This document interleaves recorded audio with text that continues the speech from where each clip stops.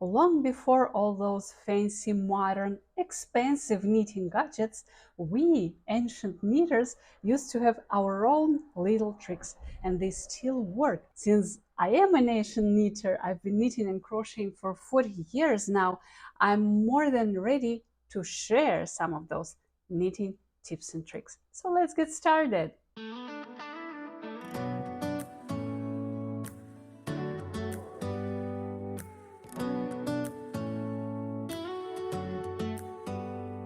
Number one trick is to use your teapot as a yarn bowl.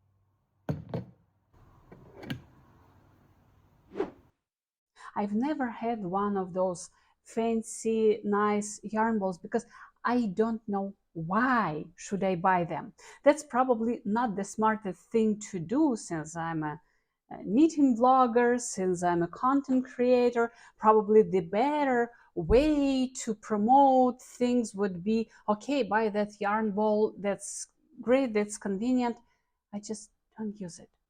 I put my yarn into a teapot. The bowl stays contained, the yarn feeds through the spout, and your yarn does not go traveling under the sofa every 5 minutes. So before buying an extra gadget, just ask yourself, maybe you've got an extra teapot.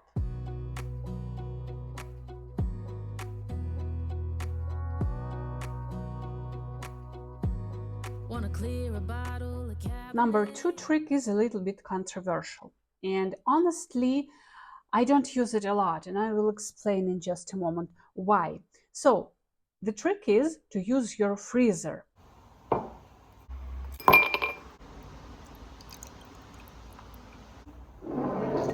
If you suspect that your yarn is going to be bitten by moth or other insects, go ahead, put it into a plastic bag and put it into the freezer, let it freeze, and then take it out.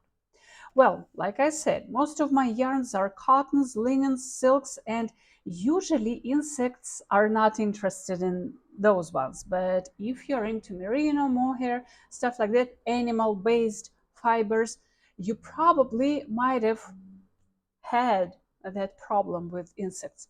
So I did a research, and the research says, yes, sometimes this trick works, but do not expect that the insects will go away just from one step from freezing it. So what would knitters do? They would freeze it, unfreeze it, freeze it again, and unfreeze it again, and let it dry and let it be exposed to the air. Only in that case this trick works. Let me know if you ever had that problem. How did you deal with that? So let's share that knowledge in the comment box. And there's another trick from older generation knitters that I don't think works. It's again about the freezer. I've had that advice to put a sweater that is itchy or not too soft, put it into a freezer, and the legend says that the low temperature just relaxes the fibers and it becomes less itchy. I don't think so. So to me, this one is a little bit questionable. But yeah, that legend still exists, and let me know if it ever worked for you. On to the next point. The next trick is ancient as the world, and I use it a lot, like all the time. It's using a crochet hook when you want to separate a yarn, like separate a yarn ball into two separate strands. Or if the yarn is really, really twisted and you want to get rid of that twist, this trick also works. So it's a crochet hook trick.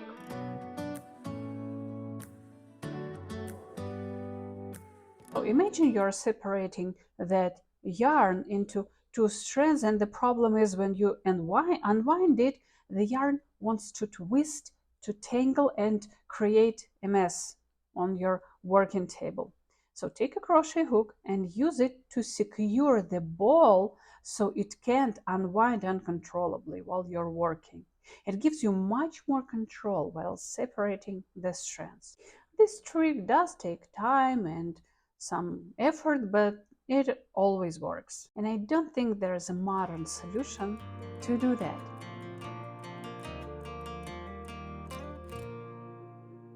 Here's another trick that I use a lot, and I've got it from older generation knitters, and it is to let your dress hang before it's finished. What do I mean by that? When you're knitting a dress or even a sweater from bottom to top, just don't lay it flat when you're done for today. And what I would do instead, I would hang it overnight. Don't wait until the entire dress is finished to discover how much gravity is going to stretch it. While you're still working on it, leave the knitting hanging overnight from time to time. The weight of the fabric starts showing you what the finished garment may actually look like. You can see if it wants to grow in length, if the proportions are changing, and if you should stop knitting maybe earlier than you originally planned. So basically, you're letting the gravity do your work instead of you. So the gravity will make a perfect gauge swatch out of the piece that you've already finished.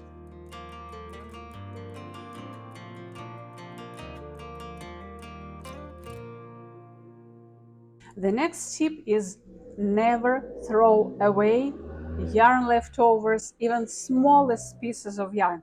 We're going to discuss that one a lot, but for today, don't forget that you can make a perfect stitch marker out of the contrast yarn that you have left. Just a small piece, just make that loop and use it for your beautiful project. Straighten your yarn. I knit a lot and I frog a lot, and this is what your frogged yarn looks like. And of course you want to straighten it.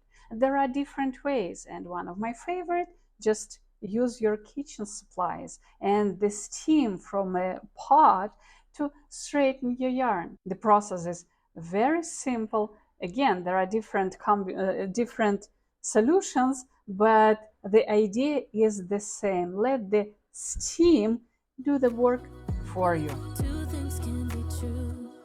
The next tip is try not to destroy your fluffy yarn. Wind fluffy yarn without crushing it. If you're new to knitting, please remember that.